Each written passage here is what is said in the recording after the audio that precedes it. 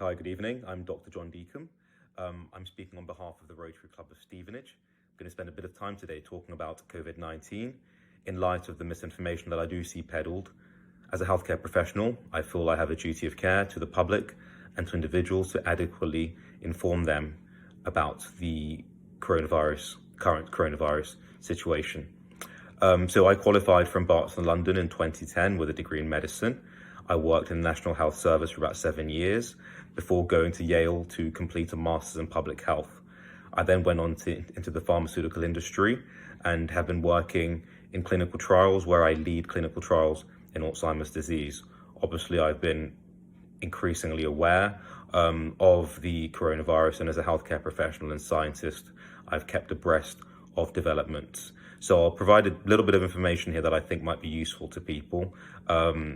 Obviously concerned about the virus, as everyone should be, and to provide ways of more adequately dealing with this crisis which we're facing.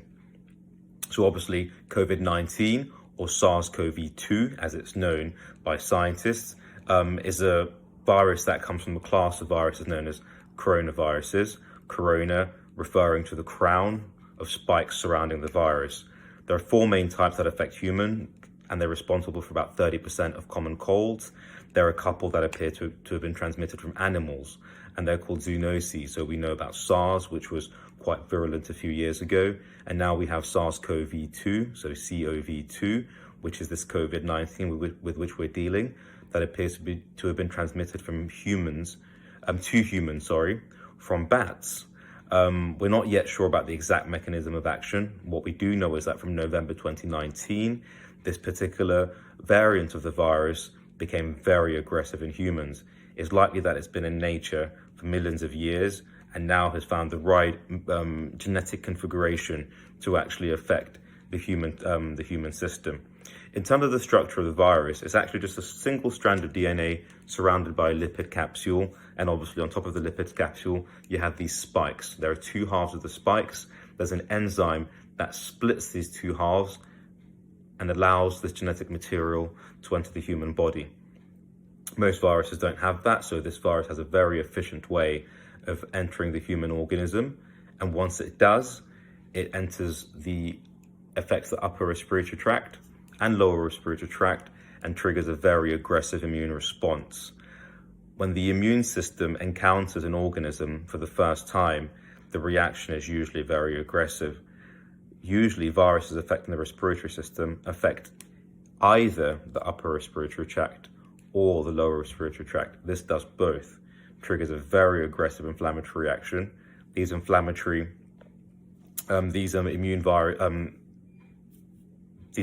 of the immune system enter the lungs, which is then followed by a rapid entry of fluid.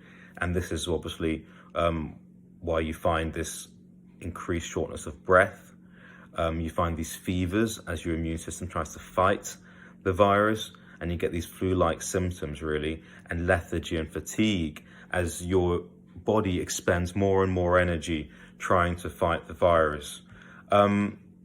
So it isn't just the virus that's harmful, it's the body's response to it, which is particularly dangerous as well. So the current, one of the ways they're trying to deal, or at least come up with a treatment for the virus, is to find ways of stemming that immune response so that your body doesn't, inadvertently damage the individual. Okay. So several strategies have been put into place to try and stem spread of the actual virus. So there are things that we can do on an individual level. So first of all, washing our hands for 20 seconds, which help to disrupt this capsule and prevent survival of the virus, seems to help. Social distancing, being at least 2 meters apart, helps because the droplets really we don't think they spread more than a meter or 2. That's very important. And obviously self-isolation strategies, if you have any symptoms or you encounter or live with someone who does have symptoms. Different countries have different timescales for these, so it's important to seek the relevant guidelines in your particular country. As I mentioned, there's some trials in the pipeline, try to identify ways to stem the immune response, and obviously there's work going on towards a vaccine. How a vaccine works is that you introduce an attenuated version of a microorganism into the body and basically primes the immune system so that you have those antibodies there forever. So when you encounter this virus again in its real form, when you're out and about, you get infected, the immune response is fit for purpose. Okay, it's not unreasonable force, and it doesn't overwhelm your system, doesn't cause damage. That's the beauty of the vaccine, and we haven't yet developed one yet. But there are many scientists in collaboration with pharmaceutical companies working to develop a vaccine. So there are a few more questions. There are a few things that the public want to know about the virus.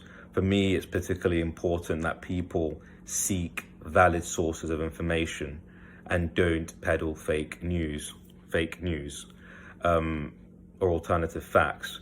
The reason this is more important than ever is because these alternative facts can cost lives, and they will cost lives. Okay, so please, when you receive any information through WhatsApp or through your Facebook, please first of all check for the source. Okay, and once you've checked for the source, make sure that it's valid. And if you're uncertain about whether it's valid, do reach out to a healthcare professional who can critically appraise that and determine whether it's worth listening to. Although some of the language used in these fake news articles can sound very scientific, when you dig deeper, you realize that actually it's a very cleverly written article that doesn't really say much. The public have asked for more testing, which the British government is actually working hard to provide. And it's important that we collect accurate data on this. We need to learn from the countries that have dealt with this. We need to know how the infection curves rise, because we know that this is much more infectious than the flu. So for every one person who has COVID-19, they will infect about 3. So when that happens 10 times over, that's 59,000 people who are infected versus 14 with the flu. And obviously of those 59,000 people, many are going to be vulnerable. And by vulnerable, I mean it's usually the people who are mid-50s and above, people with underlying health conditions. That could be young people as well. But we are seeing more and more cases of young people being affected. So the truth is that we haven't got all the variables, don't know all the factors that actually contribute to an aggressive response. That's an aggressive response. By aggressive response, I mean requiring hospital admission. We know that some people have very mild symptoms. We know that, as I said, age plays a factor. Underlying diseases such as asthma, being a smoker appears to play a factor. And there's a suggestion as well that there might be some genetic correlation, but we're still working on establishing all of those. So for now, I advise be vigilant in the information that you read, and obviously be vigilant in implementing the strategies given and provided by your different governments, okay? It's not just about us, but it's about everyone else. Even if you're going to be well, we don't want to be giving it to 59,000 other people, many of whom are likely to be vulnerable, okay? I look forward to providing more information, and thank you for listening.